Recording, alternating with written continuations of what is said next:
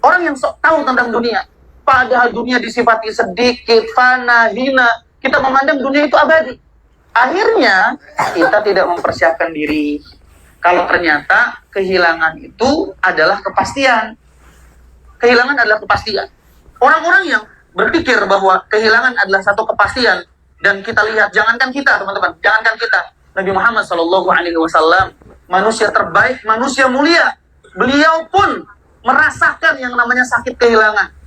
Lihat, ketika Rasulullah SAW dia sekitar di usia 50 tahunan, Nabi harus memangku istri tercintanya Ibunda Khadijah radhiyallahu anha. Ya lakarha, kata Rasulullah, aku benci ini dengan perpisahan ini. Kalau bukan karena mengharap ridhonya Allah Subhanahu wa taala, tentu Qasim, Abdullah, semua anak laki-laki Rasulullah diambil pulang sebelum usia beliau dewasa. Tangisan itu ada, kehilangan itu ada. Maka kalau hari ini, maaf, kita yang tidak belajar tentang faktor kehilangan, kita akan dikecewakan dengan kenyataan. Maka penting untuk kembali melihat dunia ini, teman-teman, bahwa dunia ini tidak pernah mengajarkan keabadian. Dunia ini tidak pernah mengajarkan keabadian. Sedihnya tak abadi, bahagianya tak abadi. Ketika kita memandang bahwa dunia ini fana, kata sahabat Ibnu Mas'ud, diantaranya adalah orang yang cerdas adalah mengorbankan sesuatu yang fana untuk sesuatu yang abadi. Karena agenda kita mengingat akhirat ini begitu sedikit, Kang Geri. Itulah menjadi sebab kenapa anak muda hari ini sering galau. Karena akhiratnya sedikit sekali diingat. Tapi kalau akhirat menjadi agenda utamanya, teman-teman, yakinlah, dunia ini tidak akan pernah membuat luka kalau agenda utamanya akhirat. Karena kalau urusan akhirat itu Masya Allah. Maka saya sampaikan ciri pendidikannya Nabi nih. Nabi itu guru terbaik. Nabi itu punya murid juga murid terbaik. Standar kesuksesan penuntut ilmu, maka lihatlah ciri pendidikannya Nabi. Teman-teman silakan hadir di berbagai macam majelis dengan berbagai macam guru. Setelah pulang, tolong lihat dua hal ini. Kalau dua hal ini tidak ada yang salah dengan proses menuntut ilmu kita. Sahabat Ibnu Mas'ud pernah mengatakan, walau sholat kalian lebih panjang, ibadah kalian lebih banyak, kalian tidak akan pernah mengalahkannya para sahabat. Qila lahu bi ayyi syai'in. Kenapa para sahabat tidak bisa dikalahkan?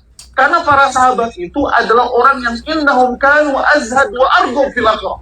Sahabat itu adalah pribadi yang gercep kalau urusan akhirat dan paling zuhud sama urusan dunia. Contoh. Di perang Uhud, ada sahabat itu yang bertanya kepada Nabi Muhammad SAW.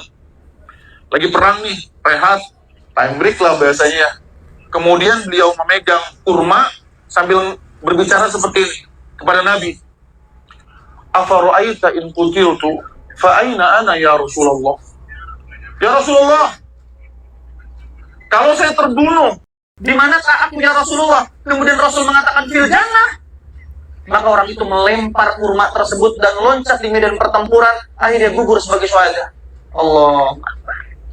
Jadi ciri sahabat itu kalau sudah dididik Nabi, ilmunya sudah sampai di hatinya, apa yang terjadi? Kalau sudah urusan akhirat nggak pikir panjang. Ini kadang-kadang anak muda ini kalau diajak urusan akhirat agak berat.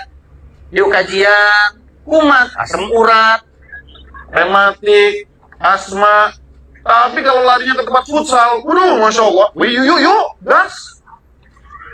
Kalau larinya ke konser-konser, Masya Allah, yang menjauhkan kita dari Allah Subhanahu wa Ta'ala, itu gercep banget. Kedua, hasil didikan Nabi itu, teman-teman, selain cinta sama urusan akhirat, gak pernah nanti-nanti.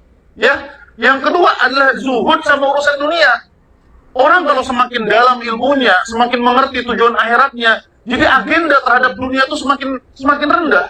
Makanya saya wasiatkan buat teteh-teteh kalau rajin kajian tembrik, kajian dimanapun, maaf, keranjang shopee-nya penuh, waiting list, masukin aja ke keranjang dulu, Ustadz, gampang. Check out mah. Ini menunjukkan keanehan. Kalau ada orang bertambah ilmunya tapi bertambah kecintaannya terhadap dunia, fazada bu'dan minallah, kata para ulama, maka dia sebenarnya sedang bertambah jauh dari Allah Subhanahu wa Ta'ala. Maka penting buat kita memahami bahwa memang dunia ini suatu saatnya yang kalau kita bicara ngomong akhirat, berbicara tentang surga, berbicara tentang neraka, apa yang ada di benak teman-teman? Pasti pikirannya kayak dongeng kan? Kayak dongeng, betul? Pahamkah kita teman-teman? Kalau dunia yang sering kita lewati ini, satu saat nanti akan menjadi dongeng ketika kita dihisab di hadapan Allah Subhanahu wa Ta'ala. Kalau dulu saya pernah hidup di dunia, dulu saya pernah menyanyiakan kesempatan, dulu saya pernah menyanyiakan amal kebaikan. Bahkan Rasulullah Shallallahu Alaihi Wasallam ketika beliau marah di kubur, lewat satu kuburan, Rasul bertanya, "Man sahibu hadzal qabr?" Kuburannya siapa ini? Kata para sahabat, fulan bin fulan. Kata Rasulullah, demi Allah, kata Rasulullah, sholat 2 rakaat ahabbu ila hadza sahibul qabr, lebih dicintai dan diinginkan orang yang ada di dalam kubur ini ketimbang dunia dan segala isinya. Sholat 2 rakaat saja. Rakaatani khafifatani, 2 rakaat ringan, lebih disukai oleh pemilik kuburan ini ketimbang dunia yang kita bela-bela ini.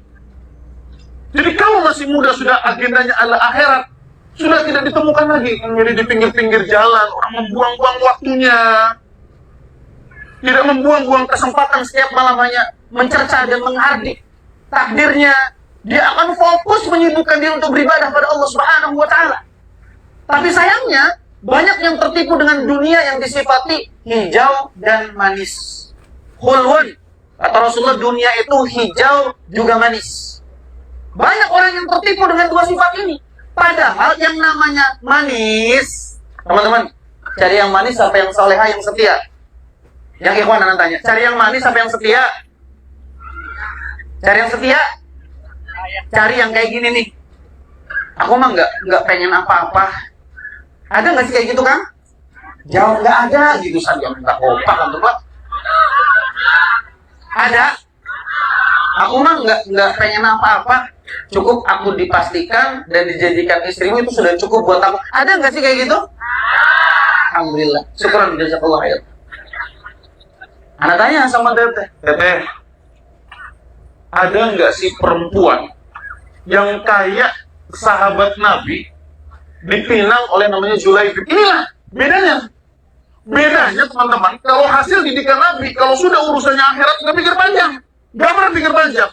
Di zaman Nabi ada perempuan dilamar oleh seorang laki-laki, nggak tampan, nggak juga hartawan, tiba-tiba ditolak lamaran tersebut. Tapi ketika sudah mendengar kalimat begini, kata bapaknya, ya Julaibib, sampaikan salam maafku kepada Rasulullah, belum bisa menerima pinanganmu. Tiba-tiba perempuan yang tadinya nangis tadi nolak, keluar dari kamarnya, terus bertanya, Abi, kok tadi nyebut-nyebut Rasulullah? Iya, Julaibib ini diutus untuk melamarmu oleh Rasulullah SAW. Tiba-tiba perempuan itu bilang, ya Abi, kalau yang datang ini utusannya Rasulullah dan diperintahkan Rasulullah, ya Abi, nikahkan aku dengan Julaibib. Padahal Julaibib tadi ditolak karena tidak memiliki harta, tidak juga rupawan. Jadi teman-teman nggak usah kaget kalau perempuan itu cari yang good looking itu. Dari sananya udah ada riwayatnya. Ya, kamu tuh terlalu baik buat aku. Bohong, sirapun bawuk maksudnya. Aku kalau sama kamu ngerasa nggak pantas, bilang aja gajinya di bawah UMR. Tapi ketika perempuan ini nih, di zaman Nabi, ketika mendengar kalimat Rasulullah Shallallahu Alaihi Wasallam, Abi, nikahin aku dengan Julaibib. Udah nggak peduli itu tentang ketakutan kalau sudah Allah dan Rasul yang menjanjikan. Maka sering sekali berulang-ulang saya tanya kepada jamaah para akhwat, Teteh, ada nggak sih perempuan kayak gini sekarang? Nggak ada, beneran. Astagfirullahaladzim. Bubar bil pengajarnya lah. Cuma 2 jam ngomong kayak gini. Anak tanya lagi, perempuan kayak di zaman Nabi ini masih ada nggak? Nanti. Tolong Julaibib tenang dulu. Tolong. Anak lagi nanya akhwat nih. Teteh, masih ada nggak sih yang kalau sudah ngelihat agamanya, ngelihat akhlaknya, udah nggak peduli sama yang lain? Masih ada? Alhamdulillah. Julaibib, tenang. Insya Allah masih ada ternyata. Teteh nggak usah tanya, Ustaz, Julaibibnya masih ada apa nggak? Banyak. Julaibib masih banyak, tenang. Subhanallah. Jadi begitulah didikannya Nabi. Ketika Nabi mendidik para sahabat menjadi pribadi yang cinta sama akhirat dan zuhud terhadap dunia. Ini kesuksesan orang menuntut ilmu. Hari ini ilmu selalu digandengkan dengan dunia. Ya, rajin kamu nuntut ilmu, hafal tuh Quran. Kalau 15 juz gampang nanti masuk ke dokteran ya. Apalagi kalau 30 juz nanti dapat hadiah umroh. Rasul mengatakan, "Man ta'allama al-ilma mimma yubtagha bihi wajhullah, la yata'allamu illa liyusiba bihi 'arad ad-dunya, lam yajid rahat al-jannah yaumil qiyamah." Siapapun yang menuntut ilmu Allah, yang